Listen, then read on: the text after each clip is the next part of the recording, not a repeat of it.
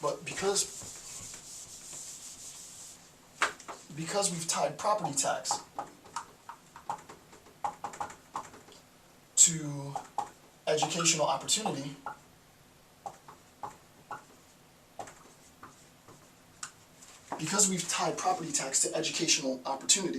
and we have tied property tax to educational opportunity, those with higher property tax have increased educational opportunity. Those with lower property taxes have lower educational opportunities. And as a consequence of having lower educational opportunities, criminality becomes a recourse, right? Like Pac said, I ain't never did a crime I ain't have to do, right? The reason why I'm doing crime, the reason why I've become a criminal is because I don't have the same opportunities. The recourse to this, the redress to this, is to say, well, why don't we pool this property tax and share? And immediately that's critiqued as being socialist, right? So I'm not here to argue for one side or for another. The point is to have an understanding of what structural violence is. The example in understanding structural violence is that there's probably going to be higher mortality rates in this population as a consequence of the decrease in educational opportunities, which we can trace back to property taxes. But this notion of the association between property tax and educational opportunity comes as a consequence of our federal government. The structure of our policy has mandated this, and thus, arguably, the structure of our policy is indirectly responsible to the loss of educational, or some would probably even argue directly responsible for the loss of educational opportunities and the increased mortality rate. So that's, as I said, obviously it's a lot harder to demonstrate that. It's a lot harder to prove and to track that this is the case, but people are doing it, right? It's generational research. It takes a lot of time. It takes a lot of dead people over many, many years. But this is the argument, right? People are dying on the street, but people are also dying because of this structure. And this is a system that was created, not necessarily with the intent of killing these people, but because of, this is the threat right here, right? This is the structure.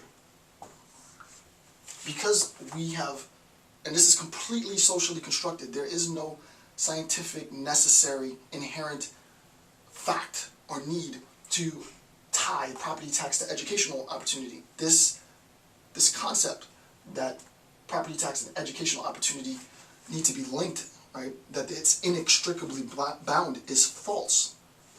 This is completely socially constructed. There does not need to be an inherent association between property tax and educational opportunity, but our structure, our government, has decided to make that association, that allegedly inherent association. This structure leads to the death of people, but it doesn't come as a consequence of a gun. It comes as a consequence of the structure. Okay, so that's an explanation. So Galtung gives the analogy of an earthquake, right? And I'll read the earthquake analogy now. On page, and then I'll return to this. On page, no, actually, I didn't cite it. I didn't cite the earthquake analogy. I thought I did. So he talks about the earthquake. He talks about sort of plate tectonics and the friction of a fault line, and then he talks about the visible manifestation of destruction, and he associates the earthquake, the actual shaking, as an event. That event is like direct violence. I see immediately the earth shaking. I can see the ramifications of the friction between the plates, right? I don't observe, unless I'm a seismologist, I don't observe the friction between the plates. I do observe the consequence of that friction, as manifest in the earthquake.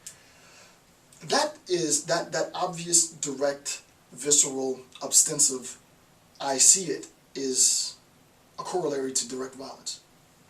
A corollary to structural violence is the process, is the system of plates moving in opposite directions, right? This place is going this way, this place is going this way. Because of this process, friction manifests. That friction manifest in structural changes. That structural change results in and is magnified as it gets to the surface and results in an earthquake.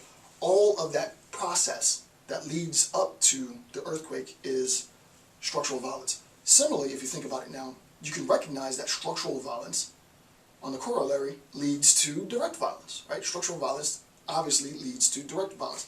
I erased it, but the fact that we have linked educational opportunity to property tax, you can absolutely trace. You can't prove correlation, there's no proof, but you can absolutely show the correlation between that association, which is totally arbitrary, and sort of the increase of, actually I'll draw it again, right? So this will be the suburbs, and this will be inner city. You can absolutely show a correlation between the arbitrary association between property tax and educational opportunity, and the disparity between these two groups, and also the disparity of criminality in the inner city and suburbs. Far more incidents of crimes being committed in the inner city than in the suburbs. Why? Because arguably you can trace it back.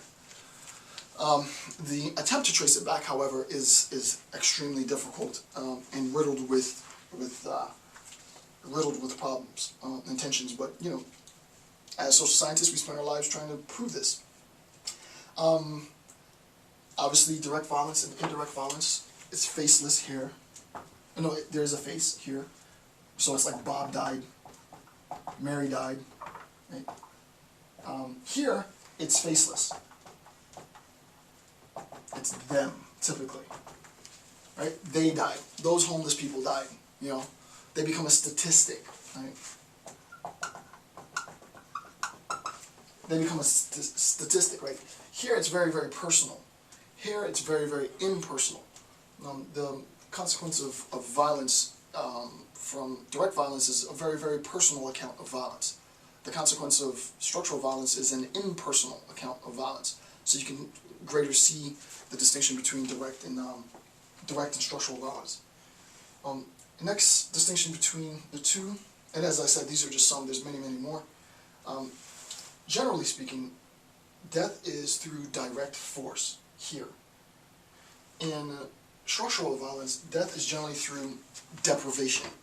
So we have two different ways that you can kill somebody. Just to be super general and almost grotesquely general, I can shoot someone, or I can starve someone to death. In one sense, I'm using force to arrive at the destruction of human life, direct violence. In another, I'm depriving someone of something that they need, and that deprivation is causing the person's death. It's a corollary way of understanding the distinction between direct and structural violence.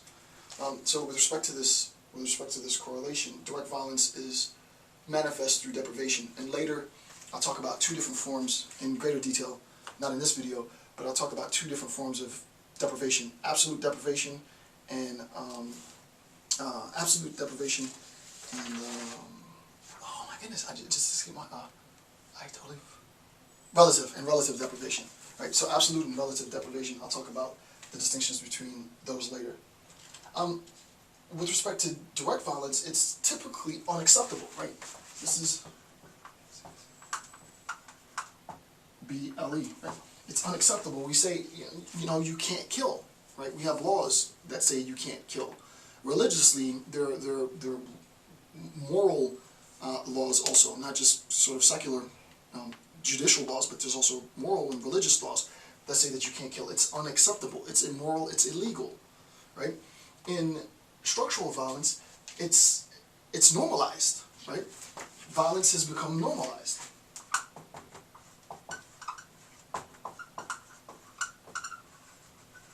Right? Violence is normalized. For the kid who, as a consequence of economic disparity, turns to drugs and alcohol, and thus, you know, the individual's mortality has decreased 20 plus years, it's sort of hard to trace directly a correlation between the fact that mom and dad didn't have the money to pay the property taxes to have him go to a better school, and as a consequence he died 20 years earlier.